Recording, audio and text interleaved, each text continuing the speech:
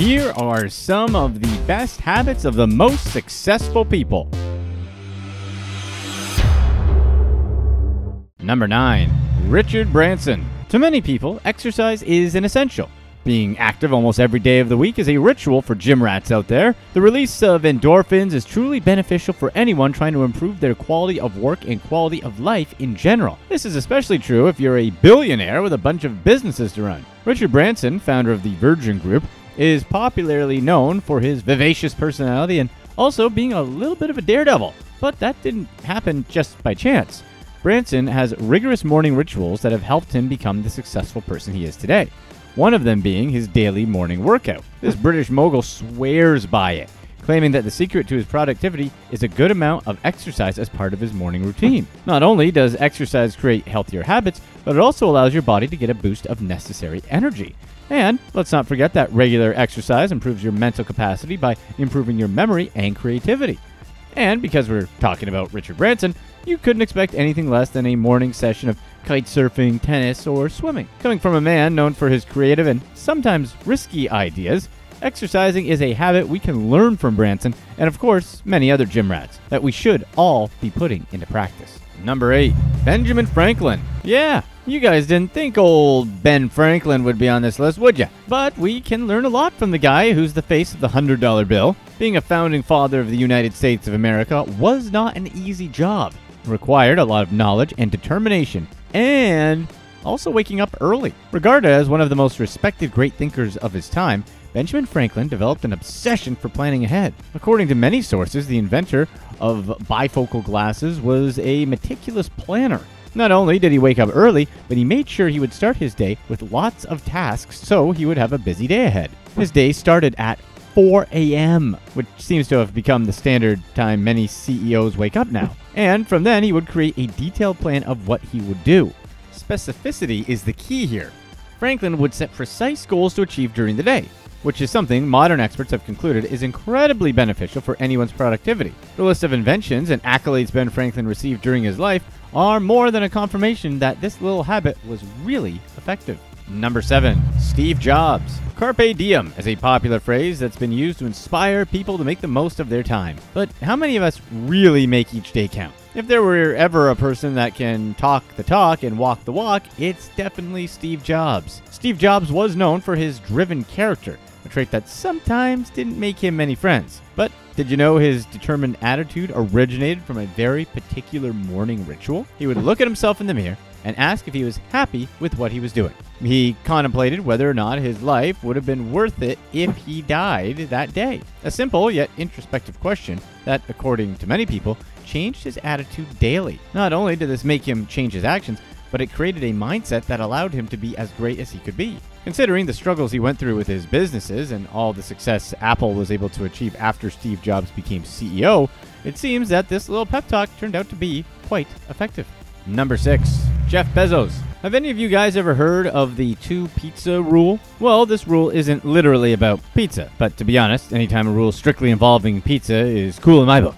Anyways, Amazon CEO Jeff Bezos has built a modern-day empire based on his ability to take calculated risks that translated into not only profits, but respect from his employees. One of the things he firmly believes in is not wasting time, and he believes the most meetings are unnecessary. Jeff Bezos was a very particular kind of habit he's been practicing whenever he isn't able to avoid a meeting. If a meeting is necessary, he developed what he's called the 2 pizza rule. This rule essentially states that the number of people in attendance should be enough to be fed by only 2 pizzas. Jeff Bezos believes that if there are too many people in a meeting, the meeting becomes boring and unproductive. Many people apparently have backed Bezos' belief, saying that a reduced number of participants is likely to increase productivity during a meeting. Bezos also makes sure that everyone knows exactly the main points that will be discussed in the meeting to keep the meeting efficient and everyone on point.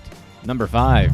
Elon Musk. Consistent improvement has never hurt anyone, and this is especially true if you currently manage some of the most cutting-edge business ventures in the world. Elon Musk is one of the smartest entrepreneurs in the world, and he's somehow able to implement most, if not all, of his daring ideas through efficiency and time management. First of all, he's a firm believer in schedules. His schedule is supposedly broken down into 5-minute slots. That's a little bit insane to me, but hey, whatever works. Second of all, He's really into email. He prides himself on getting things done via email, and it's the most important communication tool for him. However, what's the one habit that really helps him with his creativity? Well, it seems that there's one little question that's consistently challenging him. Elon Musk is constantly asking himself, what can I improve to be better? This small question has an enormous impact on his mindset, allowing him to always be open for change and search for alternatives. This is something that we can all be asking ourselves, and even the smallest improvements can make a difference. While we may not all be starting electric car companies, but improving our personal efficiency is exactly what would make the biggest impact in our own lives. Number 4, Tony Hsieh. Tony Hsieh is the founder of Zappos, one of the leading e-commerce platforms for shoes and apparel. However, to his employees, he's known as someone who likes to think outside the box. He's the creator of numerous interesting initiatives at Zappos. For example, he started a no-title kind of management, in which all managers and titles were eliminated. He wanted to create an equal ground for all collaborators to participate in something known as a holacracy. However, he's still as busy and efficient as any other CEO. When it comes to emails, it's of course never ending for him, a feeling that a lot of us can probably relate to. Hsieh came up with an email system called Yesterbox in 2012 when he felt his emails getting out of control. One of the biggest reasons? As soon as he replied to an email, he'd just get an immediate response to the email he just sent. So, in order to limit the amount of emails he gets each day, Hsieh only deals with yesterday's emails. Hsieh first replies to 10 emails from the day before looking at any new emails from that day. After he's processed 10 emails, meaning that he's removed them from yesterday's inbox, either by replying, filing, deleting, or setting up an appointment to reply to emails he knows that's going to take a long time, then his reward is getting to read the new emails that have come in. Hsieh set up this system because he felt his inbox was a never-ending treadmill. A lot of his important emails would actually end up never getting replies because he would just end up procrastinating. With this system, he's forcing himself to deal with those emails that he doesn't want to reply to, and he sets himself a limit on the emails that he's willing to deal with that day. Number 3, Naval Ravikant. Being successful in business and making millions of dollars isn't the secret to happiness. According to Naval Ravikant, he co-founded AngelList, a website where investors, founders, and people looking to work in startups meet. AngelList has allowed Naval Ravikant to invest in many successful companies such as Uber and LinkedIn. However, when it comes to happiness, Naval's found that attaining a lot of the typical definitions of success didn't contribute much to his happiness. Naval says the most important trick to be happy is to realize that happiness is a skill that you develop and a choice that you make. You have to work at it, just like building muscles or losing weight. You decide it's important to you, and you have to prioritize it about everything else. He actually thinks that what we think of happiness is just pleasure. According to Naval, true happiness comes out of peace. Peace comes out of many things, but it comes from fundamentally understanding yourself. It comes from looking inside yourself and seeing how much of what you're reacting to are emotional reactions or attachments. Essentially, self-inflicted suffering, where it's a desire for things that we probably shouldn't care that much about. Naval goes on to say that the modern world is full of distractions. Things like Twitter and Facebook are not making people happy. People are essentially playing a game that's created by the creators of those systems, and it's only a useful game once in a blue moon. Most people are just engaged in dispute, resentment, comparison, jealousy, and anger about things that, frankly, just don't matter. And to be honest, I can't disagree with Naval on much. I 100% agree that we can decide the thoughts that go on in our head that ultimately affect how we feel. Number 2, Warren Buffett. Some successful businessmen serve as an example that we all need to have an interesting personality. As rich as he is, Warren Buffett has found time within his busy schedule to have a hobby or two. One of them being the ukulele. Named the second richest person in the world in 2017 by Forbes, Buffett has managed to build his fortune by investing in companies he obviously felt were the best bets. But he also makes sure he has time off to work on his hobby of playing the ukulele. Buffett has said that the advantages of playing the ukulele are numerous. It sparked his creativity and allowed him to unwind from the relentless pace of the business world. Buffett firmly believes that having a hobby that you get to practice outside of your work life creates balance. Having a hobby is therapeutic and almost meditative, because devoting time to that hobby provides creative solutions to everyday problems, as Warren Buffett can attest. Making sure to have time for yourself always allows your brain to relax. As for Warren Buffett, it's probably also quite the handy party trick in addition to being his outlet for relaxation. Number 1. Bill Gates reads 50 books a year.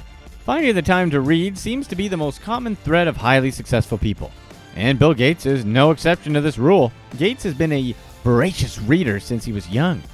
He said that he's read a book a week from an early age. Although his free time has gotten less and less throughout his life, that hadn't stopped his desire to learn, as he still reads around 50 books a year. Gates says he makes time for it, even in his busiest weeks.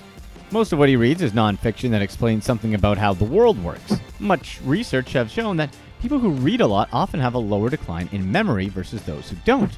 Reading is still the main way that Bill Gates learns new things and tests his understanding of a topic.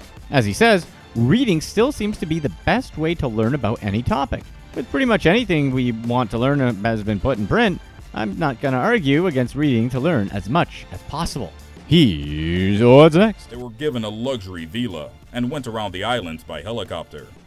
The final island he saw was Necker Island, and after climbing the hill and being stunned by the view and wildlife, he decided there was no way he couldn't purchase the island. However, Branson had no money to buy the island, but he figured